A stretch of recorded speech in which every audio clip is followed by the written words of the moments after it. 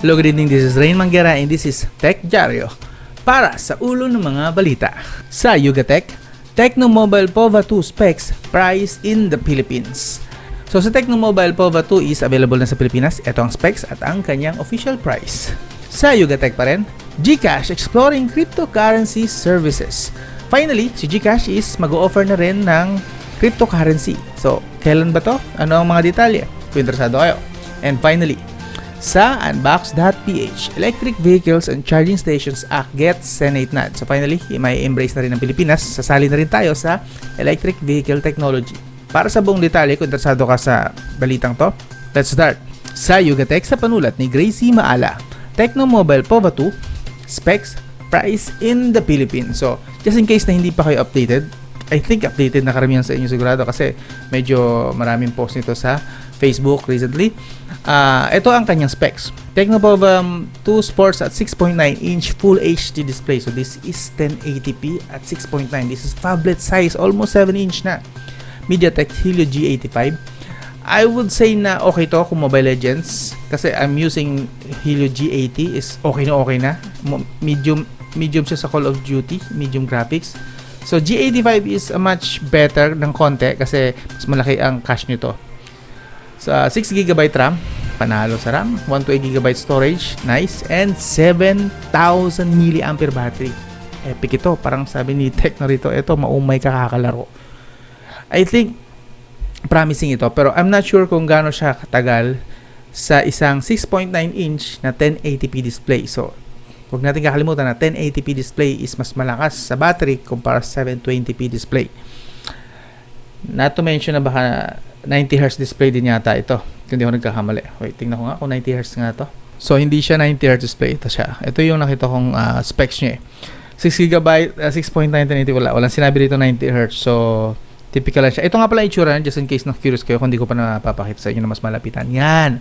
Ang itsura ni Tecno Mobile POVA 2. Panalo, ang ganda ng stripe dito. Mukha medyo slightly na elegant tapos may pagka-gaming touch yung dating. So, yun. For the rest of the specs, just in case na curious din pa rin kayo, quad camera, pero 48 megapixel lang sigurado rito ang usable. And sa harap is 8 megapixel AI-powered selfie camera. Dapat tinaas man nila ng konti. Kasi kung pang gaming ito, mas maganda sana sa mga aspiring streamer, mga budget streamer lang.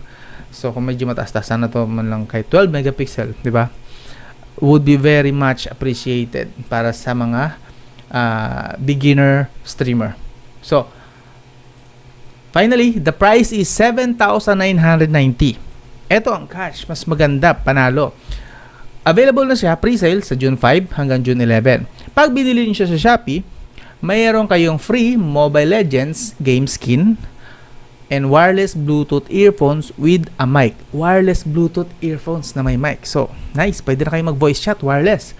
Pero kung sa Lazada naman kayo bibili, free Mobile Legends game skin at wireless earpads lang. Walang mic, earpads lang. So, still, okay pa rin yun, wireless. Just in case na hindi ka mahilig mag-chat. Pero, para sa akin, siguro, obviously, kung saan ako bibili. Dito na ako sa Shopee.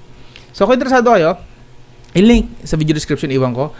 June 5, start na siya na mag-sale. And, ito ang mga previous niya.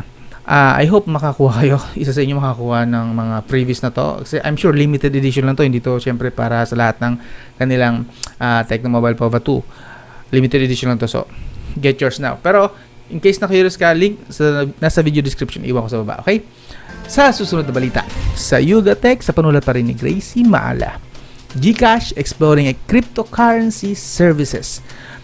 So, para sa akin, sa mga kagaya ko na medyo nag-explore na rin ng cryptocurrency, nag-umpisa pa lang trading, small time, barya-barya, this is good news. Kasi, medyo hassle kasi na ang cryptocurrency, medyo mataas ang mahirap ang access. Mostly mga services na ginagamit ng mga Pinoy is abroad pa, mga foreign apps and services. So this would be very helpful para sa mga local, mga Pinoy na gustong i-try mag-experiment sa cryptocurrency using our very own na services, which is ito nga GCash. So I think this would be very, very beneficial sa maraming Pinoy.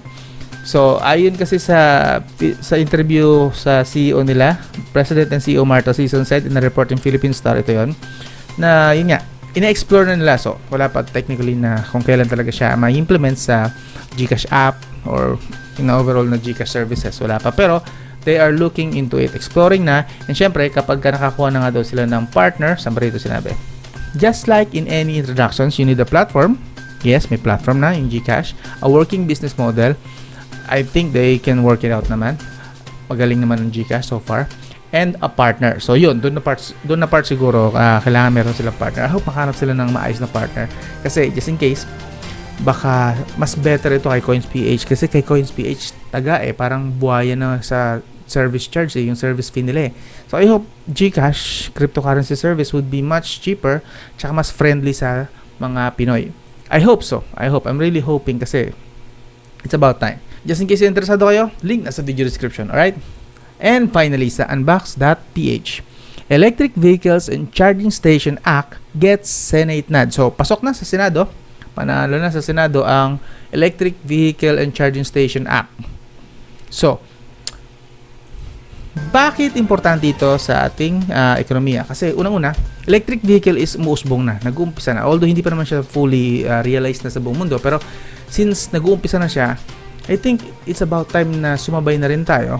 Huwag tayo masyadong pahuli. Hindi yung kung kailan fully embrace na sa buong mundo, saka pa lang tayo papasok. Medyo huli na tayo sa technology. Mas maganda, sa ganito pa lang kaaga, isumali na agad tayo sa ganitong technology para ma-adapt din natin yung mga makukuha nating bagong technology, ma-explore natin, or i-share sa atin ng ibang mga bansa just in case. I'm not sure how this works, pero getting involved this early is very beneficial sa ating ekonomiya, both sa technology at saka yun nga, sa transportation. Also, di ba, less usok carbon monoxide.